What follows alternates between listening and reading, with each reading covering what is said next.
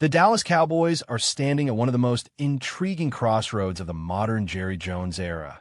And if you listen closely to the owner and general manager himself, you can hear something that Cowboys fans have not heard in a long time. Confidence mixed with willingness, ambition paired with flexibility, and perhaps most importantly, a sense that the franchise is finally positioned to attack the future instead of merely surviving it.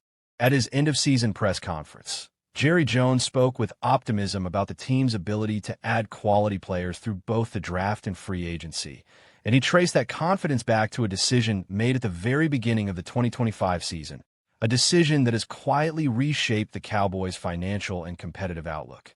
Jones described the vision behind the Micah Parsons trade and hinted that the true benefits of that move are still ahead, not behind, suggesting that what the Cowboys were really trying to achieve is only now coming into focus. Away from the microphones and cameras, Jones went even further, floating the idea of busting the budget in pursuit of his long-stated personal goal, becoming the NFL owner with the most Super Bowl championships. He currently sits 3 titles behind New England Patriots owner Robert Kraft, and at this stage of his career, that gap clearly weighs on him.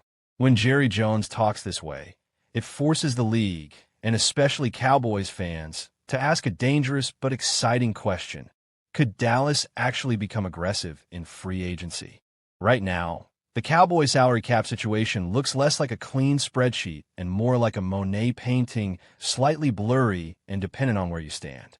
What is clear is that Dallas must clear cap space to comply with the 2026 limit, but the exact number won't be finalized until early March when the league officially sets the cap.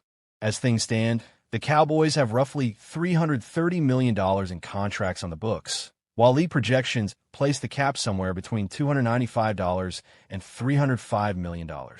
Even under conservative estimates, that means Dallas must find at least $30 million just to get under the cap before making a single addition. And that number could grow quickly if the team applies the franchise tag to wide receiver George Pickens, a move that would immediately add close to $28 million to the cap.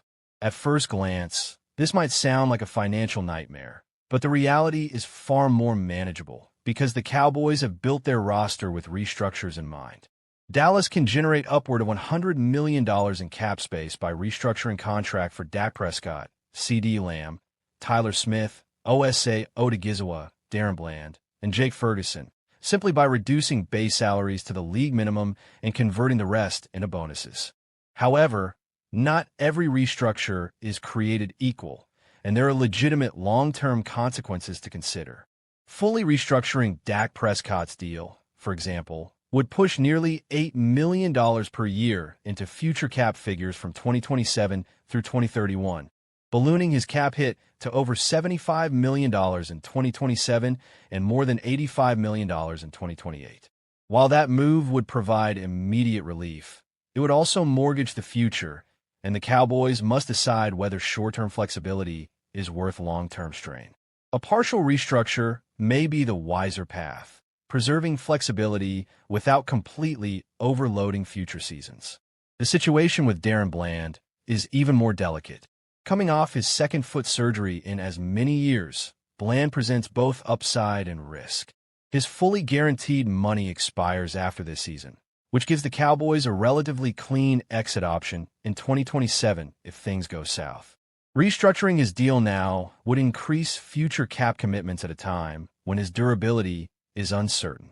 For that reason, the smartest approach may be to keep Bland's contract untouched unless circumstances force the team's hand later in free agency, during the summer, or near the trade deadline. The good news is that other restructures carry far less risk. By reworking the contracts of CeeDee Lamb and Tyler Smith alone, Dallas can free up roughly $36 million in cap space, money that can immediately be put to use. If the Cowboys want to push even further, they can look toward extensions for defensive tackles Quinnen Williams and Kenny Clark, both of whom are under contract through 2027. Clark, in particular, is due an $11 million roster bonus by March 13th, creating urgency that could be leveraged into a cap-friendly extension. These types of moves highlight just how much flexibility the Cowboys actually have if they choose to use it.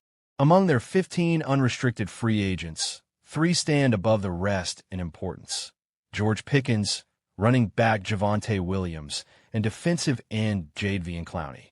All three have expressed a desire to return, but each represents a very different challenge. Pickens is the most complicated. After arriving via trade from Pittsburgh, he delivered career highs across the board with 93 receptions, 1,412 yards, and 8 touchdowns.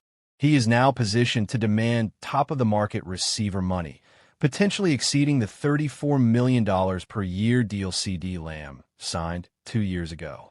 That reality is why many around the league believe Dallas will apply the franchise tag, buying time, but also introducing the possibility of offseason tension.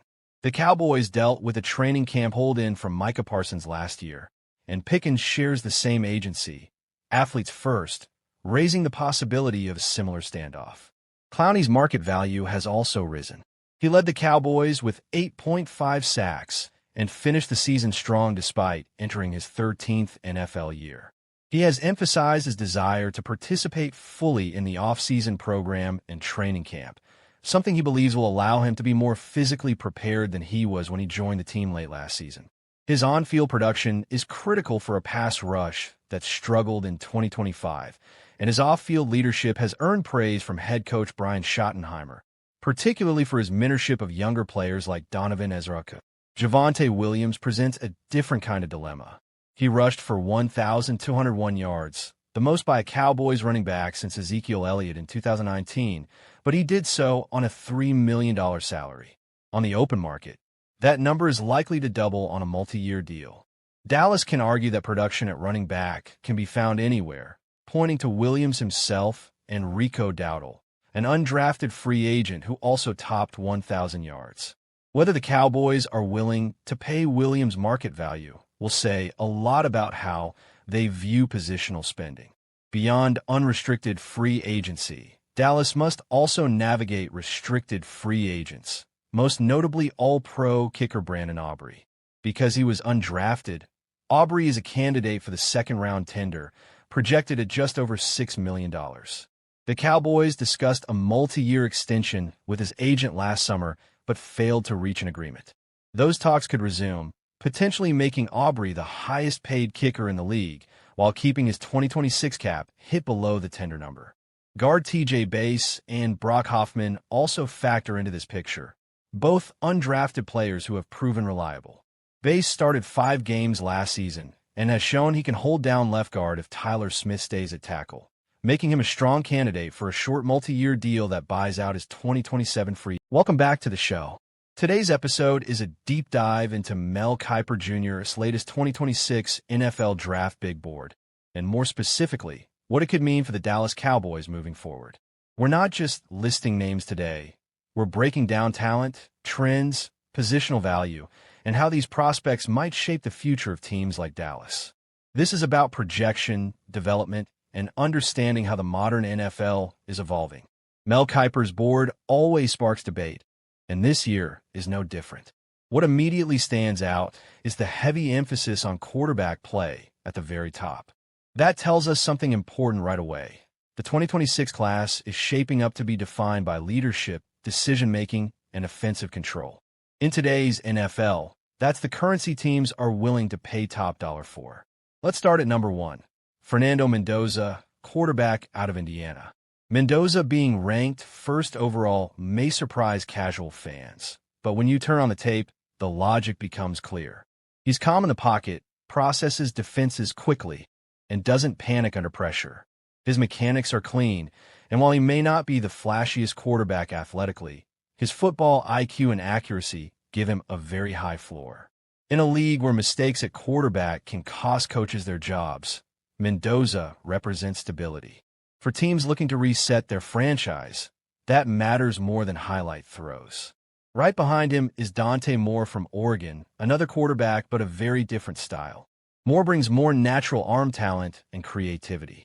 He can extend plays, attack downfield, and thrive in modern spread concepts.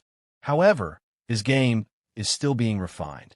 Decision-making consistency will be the key factor that determines whether he challenges Mendoza for QB1 status by draft time.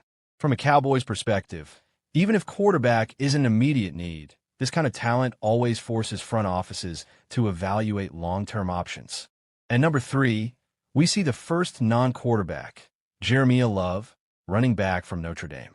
Running backs rarely crack the top 5 anymore, which tells you just how special Love is viewed. He combines vision, burst, and balance in a way that translates cleanly to the NFL. He's not just a runner. He's a complete offensive weapon. In Dallas, where offensive balance has historically been crucial, a player like Love would immediately raise questions about how teams value elite running backs in the modern game. Moving to number 4, Arvell Reese, linebacker from Ohio State, represents the continued importance of defensive versatility. Reese is not just a traditional linebacker. He's a space defender, a communicator, and a tone setter. He can cover tight ends, shoot gaps, and quarterback the defense. For teams like the Cowboys, who have invested heavily in defensive speed and flexibility, Reese fits the profile of what modern defenses demand. At number 5, Francis Mauigoa, offensive tackle from Miami, reminds us that the trenches still matter. Quarterbacks can't operate without protection, and Mauigoa brings size, footwork, and power. He's the kind of tackle who can start early in his career and anchor an offensive line for a decade.